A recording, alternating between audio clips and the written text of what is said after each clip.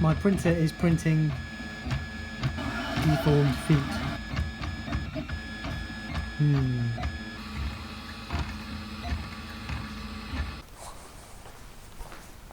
Right, this week I've been talking a little bit about the larynx, and some of our students have got an exam next week, so I was just in the anatomy lab and they were asking me questions about the larynx and the upper limb.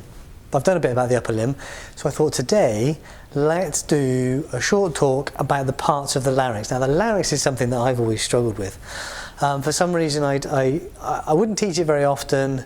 If I did teach it even every year, I'd learn it, teach it, do an okay job I think, and then a year later I'd come back to teach it again, look at my teaching materials and think, I don't remember any of it. You know, a bit of a mental block about it. So what I should do is try not to talk too much like I normally do, but what I should do is talk about the salient points of the larynx. So where the larynx is, the cartilages of the larynx, how the cartilages are interconnected, how you make those tubes for the airway, and then probably the most important thing, and the thing that most people get tripped up on or stuck with, is talking about the true and false vocal cords, the vocal folds, the vestibular folds, the spaces, and how the true vocal cords, the vocal folds move, the muscles that move them, and phonation. Of course I'm talking now, so this is a good example of phonation, of me using my vocal cords. And then we should talk about the innervation as well. So there's sensory innervation to the internal surface of the larynx, but there's also innervation to those muscles that are moving the parts of the larynx. How's that? Got some bits. Let's start off with the cartilages of the larynx then. So here's a large version of the cartilages of the larynx. Here we've got the hyoid bone, which is here. So the hyoid bone is weird because it's kind of a floating bone in the neck. You can't really palpate it, it's very deep. It's not very nice if you try and palpate it. But the hyoid bone attaches to structures of the larynx, structures of the pharynx, structures of the tongue, and other muscles in the neck. And with the hyoid bone, we are allowed more movements of the pharynx and more movements of the tongue and larynx than maybe we would get if we didn't have a hyoid bone. So the hyoid bone is suspended between all those structures by muscles like this one, ligaments and other bits and bobs. Here, this flappy fella is the epiglottis. Now the epiglottis doesn't really close off the airway when we swallow, but you see from its it's that curved shape there, that what it does is that as the larynx is lifted as you swallow and that folds down, it kind of covers the laryngeal opening and encourages things that are being swallowed to pass around it into the esophagus. So it doesn't completely close off the larynx, although the vocal folds do close when swallowing to stop things going down the airway. So it's possible that things can go down the wrong tube when you're eating. This big shield cartilage is the thyroid cartilage. This is the laryngeal prominence here. So this is what you can feel up here. Here's the laryngeal prominence, and this is the thyroid cartilage. Down here, just inferior to it then, you see this cartilage here. So it's very thick posteriorly, and then it kind of narrows anteriorly. It's described as being of the shape of a signet ring, if you know what one of those is. So this is the cricoid cartilage. So the cricoid cartilage, if you find the thyroid cartilage and work your way down, there's a soft bit which isn't very nice to poke, and then just inferior to that is the cricoid cartilage, and then inferior to that is the trachea. So thyroid, cricoid, tracheal cartilages here. If we look posteriorly, if we get inside the larynx, we have these cartilages here. These are the arytenoid cartilages or arytenoid cartilages. And at the top they have these pointy cartilages which are corniculate. So the arytenoid cartilages are, I think it comes from the Greek word meaning like pitcher shaped, you know, like a pouring jug picture. So these are the arytenoids. Things that are attached to the arytenoid cartilages have arytenoid in their name. Things that are attached to the cricoid cartilage have cricoid in their name. So we see muscles like this muscle here linking the two as a posterior cricoarytenoid muscle. There are other structures then linking these cartilages with the epiglottis, which we see more easily here. So here's the epiglottis up here, here's the hyoid bone, here's the thyroid cartilage. So they're those pointy cornicular cartilages here, and under there, those are the arytenoid cartilages on either side, and this is all linked with the epiglottis by a quadrangular membrane and other bits and bobs. So forming this tube, forming the upper part of the airway. There are also some cuneiform cartilages which are free floating in that membrane, kind of around here somewhere, missing from this model because we don't have the membrane. But we can just about see them here. So if these are the cornicular cartilages here and the arytenoid cartilages here, these here, do you see those under the membrane? These are the cuneiform cartilages there. And that's all fine and dandy, but when you have your laryngoscope and you're looking into somebody's larynx with it, what are the things that you can see down there? Well, let's split this in half then. Thyroid cartilage, thyrohyoid muscle, thyrohyoid membrane. Turn it around, so there's the thyroid cartilage, here's the epiglottis, here's the hyoid bone, here's the cricoid cartilage here, and the arytenoid cartilages are just out of the plane of section here. They're not in the midline, they're just either side.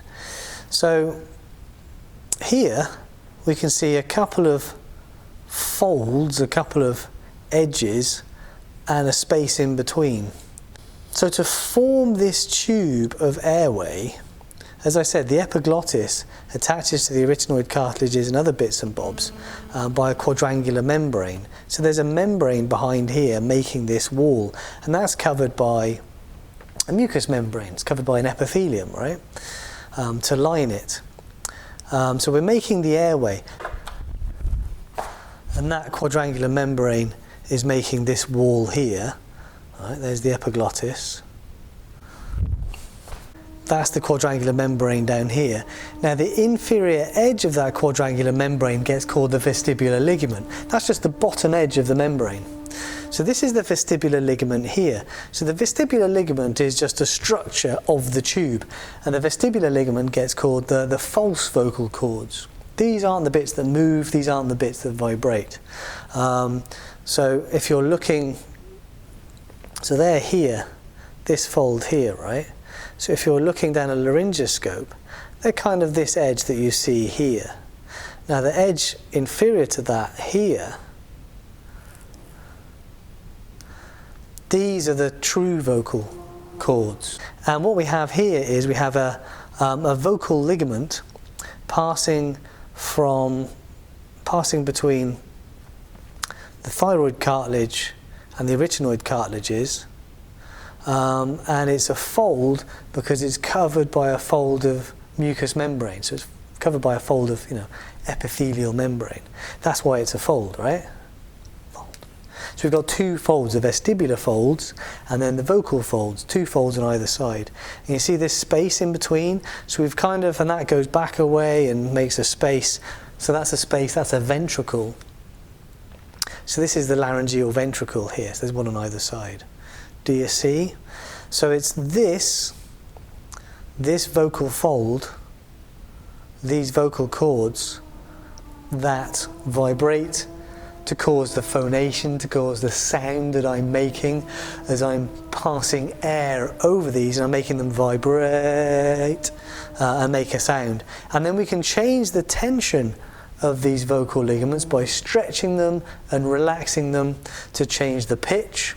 And obviously if I'm just breathing, I want a larger hole so they can be pulled apart. So the vocal ligaments, when I'm phonating, they're kind of in that position to allow a little bit of air through, but to make them vibrate. But if I want to breathe, then they'll open up, so you have a big hole. Then if you want to hold your breath, they'll close. So if you want to do a Valsalva maneuver, or if you're about to sneeze or cough, then these will close. You build up the pressure in your thorax, push against those closed vocal cords, and then open them, and that air will get released at speed, right? So those are the movements, and those movements then are caused by the movements of the cartilages. Here's the thyroid cartilage, These are the arytenoid cartilages here. Can you see how there's the vocal ligament? The vocal ligament is passing between the thyroid cartilage and the arytenoid cartilage on either side. And as we move those arytenoid cartilages, we abduct the vocal cords, the vocal folds, and if we bring the arytenoid cartilages together, we adduct the vocal folds. There's a muscle on either side, and this muscle here is vocalis. And vocalis can probably change the tension on the vocal ligament as well. It's been described that those singers that have an exceptional control of their voice can change the tension in different parts of the vocal ligament to control their voices in that way. Whether that's true or not, I don't know. Okay, so what about changing the pitch then? So, can you see how, here's the cricoid cartilage, here's the thyroid cartilage. Can you see how there's a hinge here? So there's a hinge on either side, which means that you can hinge the thyroid cartilage anteriorly and move it posteriorly. So what happens to the vocal cords if you hinge the thyroid cartilage anteriorly and you kind of keep them together? Well, you're going to increase the tension on the vocal ligament, right? So if you've got a guitar string and you increase the tension on it, the pitch goes up, right? And then if you relax the tension on the vocal ligament by pulling the thyroid cartilage closer to the arytenoid cartilages, so if you've got a guitar string and you reduce the tension on it, the pitch goes down. And you can feel this on yourself, right? Do this yourself. I mean, if you like watching this with headphones on the bus or something, maybe not, or maybe, whatever. Find your laryngeal prominence, and then if you make a noise, I can feel my thyroid cartilage, so I can feel my thyroid cartilage hinging about the cricoid cartilage. And the muscle that's controlling that is the muscle between the cricoid cartilage and the thyroid cartilage. So that muscle is the cricothyroid muscle. These muscles here, just either side of the vocal ligaments. Now, most of this muscle, do you see how it's running from the thyroid cartilage to the arytenoid cartilage? So this is a thyroarytenoid muscle on either side. Now, if the cricothyroid muscle pulls the thyroid cartilage anteriorly, then the thyroarytenoid muscles are going to pull the thyroid cartilage towards the arytenoid cartilages and relax the vocal ligaments, right? So if that is a thyroarytenoid muscle, vocalis is a very fine muscle attached to the vocal ligament between the thyroarytenoid muscle and the vocal ligament, and I believe it often gets described as part of the thyroarytenoid muscle. I talked about the movements of these arytenoid cartilages to abduct and adduct the vocal cords, right? And you see these muscles here. So we have muscles running between the arytenoid cartilages. So these are transverse, and can you see we've got some running diagonally? So these are running obliquely. So we have a single transverse arytenoid muscle, and we have a pair of oblique arytenoid muscles. And these will actually bring the arytenoid cartilages together and cause adduction of the vocal cords, so to bring the vocal cords together. These big muscles here, can you see how they're attached to this big cartilage here is the cricoid cartilage. So these are running from the cricoid cartilage, and look, they're running over the top and into the arytenoid cartilages here. These are posterior cricoarytenoid muscles, and when they contract, they pivot the arytenoid muscles so as to abduct the vocal cords, so to open the airway and allow air through. These muscles here, and this muscle here, these are also going from the cricoid to the arytenoid cartilages. So these are also cricoarytenoid muscles, but these are lateral. So these are lateral cricoarytenoid muscles. Will also bring the arytenoid cartilages back together to adduct the vocal cords. So only the posterior cricoarytenoid will abduct the vocal cords. The other arytenoid muscles and the lateral cricoarytenoid muscles will work together to adduct the vocal folds. And of course they work together to allow us to hold our vocal cords in the position that we need to phonate or to breathe or to hold our breath. So I think that those are the most important structures in the larynx in relation to cartilages, membranes, muscles and movement. We'll talk about the nerves in a minute, but there are also terms for the spaces that we're looking at. So here's our larynx. So here's the thyroid cartilage, hyoid bone, cricoid cartilage, cricothyroid muscle, trachea.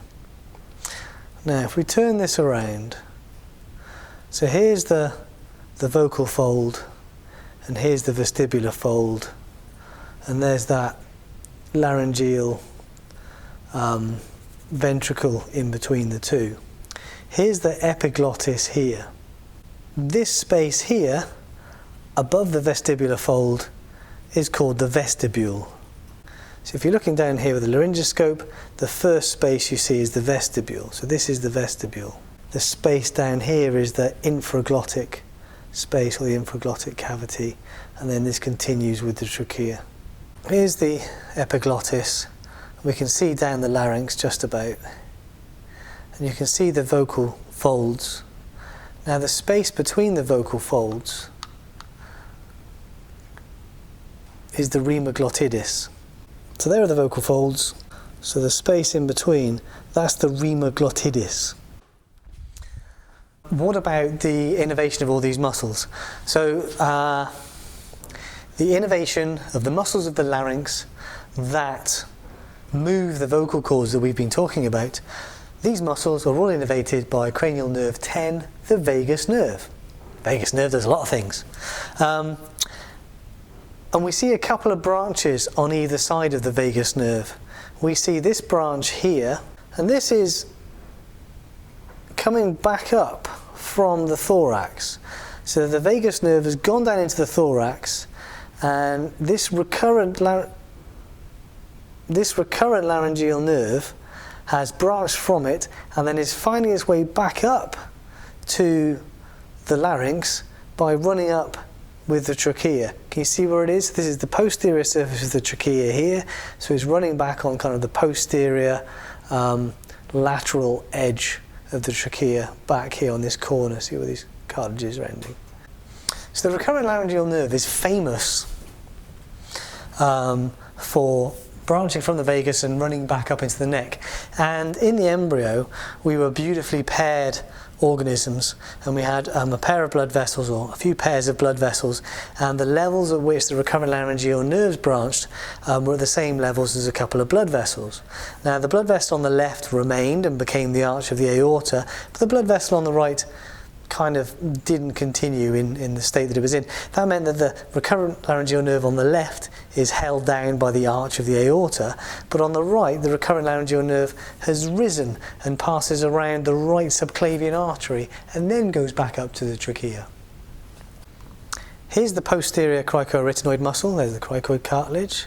The arytenoids are under here. So posterior cricoarytenoid muscle. This is the transverse and the oblique arytenoid muscles here. The lateral cricoarytenoid muscle is here. So all of these muscles are innervated by the recurrent laryngeal nerve, this branch of the vagus nerve. All of the intrinsic muscles of the larynx are innervated by the recurrent laryngeal nerve except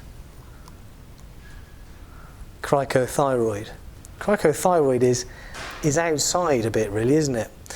Now the cricothyroid muscle is innervated by the external branch of the superior laryngeal nerve. So the superior laryngeal nerve is another branch of the vagus nerve. It comes off higher up, superior, so we have superior and recurrent. So here is the superior laryngeal nerve here. And the superior laryngeal nerve it'll divide to give an external and an internal branch, and the internal branch will go through this thyrohyoid membrane here. The external branch, which we don't see on here, the external branch of the superior laryngeal nerve will innervate the cricothyroid muscle. So all the muscles that move the larynx, all the muscles that move the vocal cords are innervated by the vagus nerve. They're all innervated by the recurrent laryngeal nerve, except for the cricothyroid muscle, which is innervated by the external branch of the superior laryngeal nerve. And chatting to the students earlier, they reminded me that these nerves in here are actually innervated by the inferior laryngeal nerve, which is kind of the terminal branch, the last part of the recurrent laryngeal nerve. I told you the larynx is not my strong suit, and generally when we talk about the larynx we talk about the recurrent laryngeal nerve, and most places mention the recurrent laryngeal nerve and the larynx. In fact, it's the inferior laryngeal nerve that is the final part of the recurrent laryngeal nerve that innervates these things. So if you see inferior and superior, don't get confused, that's where they are. Alright? Sense-wise, if we split this in half again, now the superior laryngeal nerve is up here, the recurrent laryngeal nerve is down here, so it makes sense then that the mucosa inferior to the vocal folds is going to be innervated. The sensory innervation is going to pass with the recurrent laryngeal nerve, whereas the sensory innervation above the vocal folds is going to pass with the superior laryngeal nerve via the internal laryngeal nerve branch. And I bet you there's some overlap there. Those are the parts of the larynx that I think you should know. I don't know who you are, but if you're working with a larynx, those are the basics. The cartilages, how the cartilages move, why the cartilages move, to move the vocal cords, why we move the vocal cords, what we use our vocal cords for, the muscles involved and their innervation, and a bit of sensory innervation as well. There are other things going on in here, and you might link the larynx to the pharynx in things like swallowing, and you might talk more about the larynx if you talk about the epiglottis and see how the epiglottis is attached to these things, but I'm not covering that.